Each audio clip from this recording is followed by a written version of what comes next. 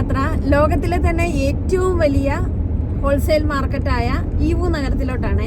പോകുന്ന വഴിക്കുള്ള കുറച്ച് കാഴ്ചകൾ നിങ്ങളെയും കാണിച്ചു തരാവേ.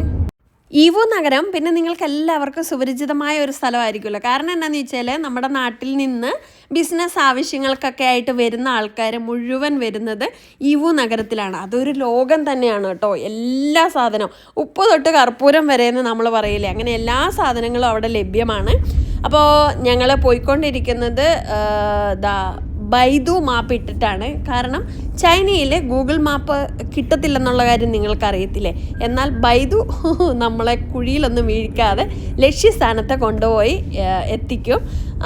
അങ്ങനെ ഞങ്ങളൊരു ടോൾ ഗേറ്റിലെത്തി. ഇവിടെ നിന്ന് 79 യുവാൻ, അതായത് ഏകദേശം ഒരു 1000 രൂപയാണ് ഒരു സൈഡിലോട്ട് ഈവുലോട്ട്. 2 മണിക്കൂർ ദൂരമുണ്ട്. പക്ഷേ നല്ല റോഡുകളാണ്. പിന്നെ ഒരുപാട് പാലങ്ങൾ പണി നടക്കുന്നുണ്ട്. ഒരുപാട് കാര്യങ്ങൾ ഞാൻ ഈ യാത്രയിലൂടെ നിങ്ങളെ കാണിച്ചു തരാം.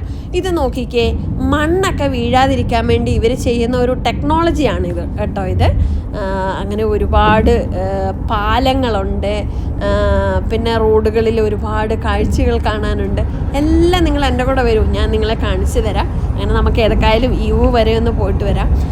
പിന്നെ ഒരുപാട് ആൾക്കാർ എൻ്റെ അടുത്ത് മെസ്സേജ് അയച്ചിട്ട് ചോദിക്കാറുണ്ടായിരുന്നു, നമ്മുടെ ഇന്ത്യൻ ലൈസൻസ് കൊണ്ട് ചൈനയിൽ വണ്ടി ഓടിക്കാൻ പറ്റുമോ, ലൈസൻസ് കിട്ടുന്ന ഈസി ആണോ എന്നൊക്കെ.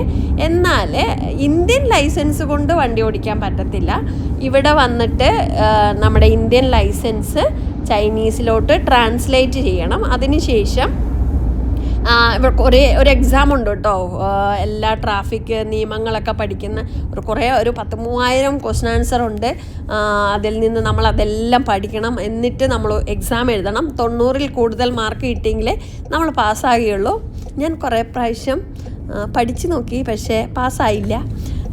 എൻ്റെ മകനൊക്കെ എടുത്തു കേട്ടോ, ലൈസൻസ് എടുത്തു. ഹസ്ബൻഡും ഒക്കെ ആദ്യത്തെ പ്രാവശ്യം തന്നെ എടുത്ത് അവരൊക്കെ ലൈസൻസ് കിട്ടി.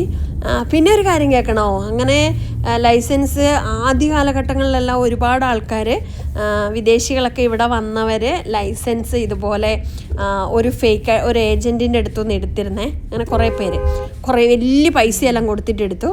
അവസാനം ഇത് ഇവർ ഗവൺമെൻറ് അറിഞ്ഞു, എങ്ങനെയോ ഇയാളിങ്ങനെ ഫേക്കായിട്ട് അയാൾ എക്സാം എഴുതിയിട്ടൊക്കെ ഇങ്ങനെ ഇത് കൊടുക്കുന്നുണ്ടെന്ന്. പക്ഷേ അയാളെ വെടിവെച്ച് കൊന്നു.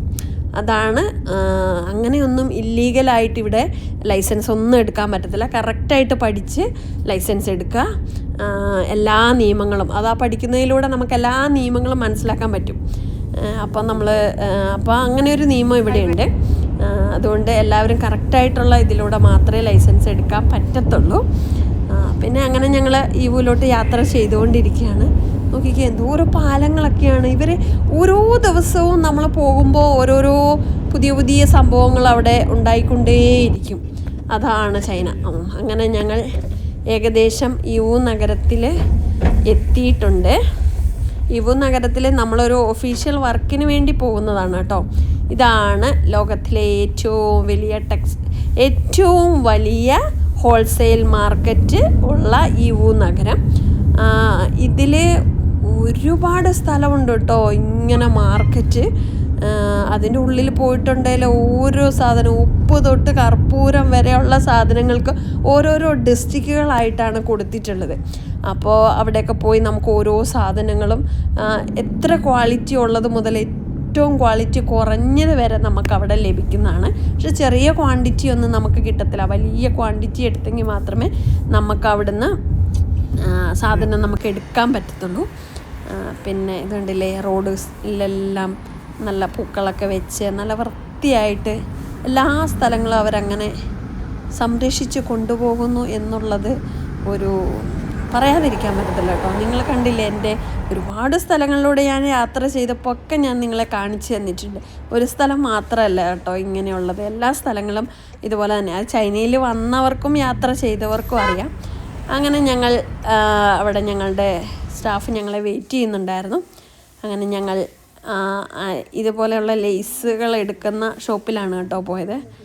അപ്പം ഞങ്ങൾ അവിടെ പോയി അവരെടുത്ത് ഫാക്ടറി ആയിട്ടൊക്കെ സംസാരിച്ചു. അതിനുശേഷം ഞങ്ങളുടെ സ്റ്റാഫിനെയും കൂട്ടി ഞങ്ങൾ ഒരു ലഞ്ച് കഴിക്കാൻ വേണ്ടി പോവുകയാണ്. ഇതാണ് ഞങ്ങളുടെ സ്റ്റാഫ്.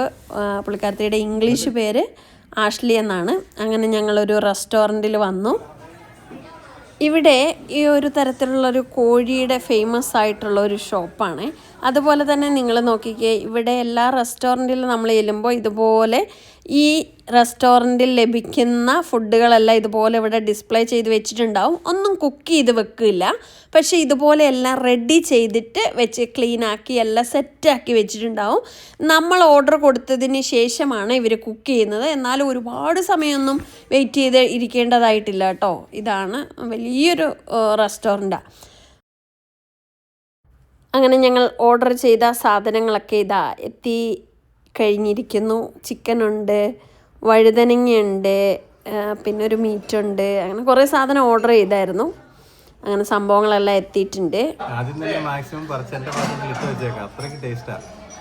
നല്ല സോഫ്റ്റ് ആയിട്ടുണ്ടല്ലേ, ഭയങ്കര സോഫ്റ്റ് ടേസ്റ്റ്.